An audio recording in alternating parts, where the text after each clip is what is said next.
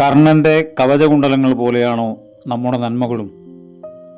നമ്മെ സംരക്ഷിക്കേണ്ട ആ കവചം പോലും ഊരി വാങ്ങാൻ ലോകം തക്കം പാർത്തിരിക്കുകയാണ്. ഒരു നിമിഷം ചിന്തിച്ചു നോക്കൂ. നിങ്ങളെക്കൊണ്ട് ഉപകാരമില്ലെങ്കിൽ ഇന്നത്തെ ബന്ധങ്ങൾക്ക് എന്തു വിലയുണ്ട്? ആത്മാർത്ഥതയുടെ അതിപ്രസരം കൊണ്ട് കാലത്തിൻ്റെ കുത്തൊഴുക്കിൽ നിലയില്ലാ കയത്തിലേക്ക് മുങ്ങിപ്പോകുന്നത് നമ്മളാണ്. കർണൻ്റെ ജീവിതം ഇതിനൊരു ഉത്തരം നൽകുന്നുണ്ട്. നമുക്ക് നോക്കാം. ഒറ്റയ്ക്ക് ജനിച്ച് ഒറ്റയ്ക്ക് മടങ്ങേണ്ടവരാണ് നാം എന്നറിഞ്ഞിട്ടും നമ്മോട് പോലും കാണിക്കാത്ത ആത്മാർത്ഥത എന്തിനാണ് നാം മറ്റുള്ളവർക്ക് നൽകുന്നത്? കർണൻ തൻ്റെ ദേഹത്തോട് ചേർന്ന് നിന്ന കവചം മുറിച്ചു നൽകിയപ്പോൾ ലോകം അതിനെ മഹത്വമായി വാഴ്ത്തിയിട്ടുണ്ടാകും.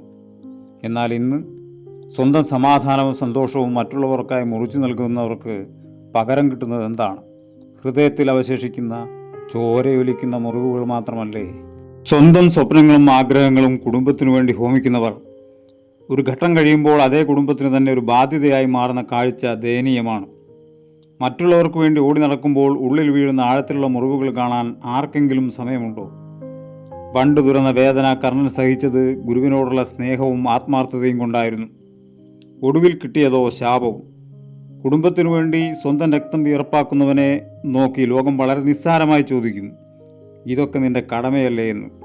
അധ്വാനിച്ച് സ്വയം ഉരുകിത്തീരുമ്പോൾ അത് വെറും ഒരു കടമ. എന്നാൽ സ്വന്തം ഇഷ്ടങ്ങളെക്കുറിച്ചോ ആഗ്രഹങ്ങളെക്കുറിച്ചോ ഒന്ന് നാവുയർത്തിയാലോ, അപ്പോൾ അവൻ സ്വാർത്ഥൻ എന്ന് മുദ്ര കുത്തപ്പെടുന്നു. ഗുരുവായ പരശുരാമൻ കർണൻ്റെ മടിയിൽ തലവെച്ചുറങ്ങുകയായിരുന്നു. അപ്പോഴാണ് കൊടും വിഷമുള്ള വണ്ട് കർണൻ്റെ തുടയിൽ ആഴ്ന്നിറങ്ങിയത്. മാംസം തുളച്ച് രക്തം ഒരു ചുവപ്പ് നാടയായി ഒലിച്ചിറങ്ങിയിട്ടും കർണൻ അനങ്ങിയില്ല. തൻ്റെ തീക്ഷ്ണമായ വേദനയേക്കാൾ വലുതായിരുന്നു അവന് ഗുരുവിൻ്റെ ഉറക്കം, അമിത ആത്മാർത്ഥത.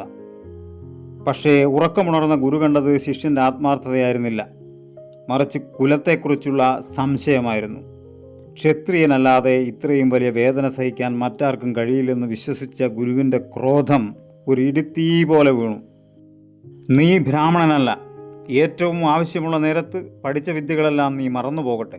ആ ശാപം കർണൻ്റെ ആത്മാർത്ഥതയ്ക്ക് കിട്ടിയ ക്രൂരമായ സമ്മാനമായിരുന്നു. കർണൻ നുണ പറഞ്ഞിരിക്കാം, സത്യത്തിൽ ആത്മാർത്ഥതയാണ് അവിടെ ശാപമായി മാറിയത്. തൊഴിലിടങ്ങളിൽ അത് നിങ്ങളെ തന്നെ മുറിക്കുന്ന ആത്മാർത്ഥതയാണ്. ഒരു സ്ഥാപനത്തിൻ്റെ വളർച്ചയ്ക്ക് വേണ്ടി രാപ്പകൽ കഷ്ടപ്പെട്ട് സ്വന്തം ജീവിതം ഹോമിക്കുന്നവർ ഒടുവിലൊരു സത്യം തിരിച്ചറിയും, തങ്ങൾ വെറും ഉപകരണങ്ങൾ മാത്രമാണെന്ന്. ഒരു വലിയ പ്രതിസന്ധി വരുമ്പോൾ കർണൻ്റെ രഥചക്രങ്ങൾ മണ്ണിൽ താഴ്ന്ന പോലെ ഒറ്റയ്ക്കായി പോകും. അന്ന് നിങ്ങളെ സഹായിക്കാൻ ആരും വരില്ല. സമൂഹത്തിൽ അത് വാഗ്ദാനങ്ങളുടെ കുരുക്ഷേത്രമാണ്.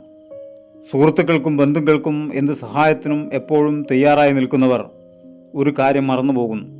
ദുര്യോധനനോടുള്ള കടപ്പാട് തീർക്കാൻ കർണൻ അധർമ്മത്തിന് കൂട്ടുനിന്ന പോലെ നിങ്ങൾ നിങ്ങളുടെ മൂല്യങ്ങൾ ബലി കഴിക്കേണ്ടി വരാം. ഒടുവിൽ ആ സത്യം നാം തിരിച്ചറിയും. നമ്മുടെ ആത്മാർത്ഥത കർണകവചം പോലെയാണ്. കാലം തെറ്റിയ നേരത്ത് അത് ശരീരത്തിൽ നിന്ന് മുറിച്ചു നൽകേണ്ടി വരുമ്പോൾ ചോരയൊലിക്കുന്നത് ഹൃദയത്തിൽ നിന്നായിരിക്കും.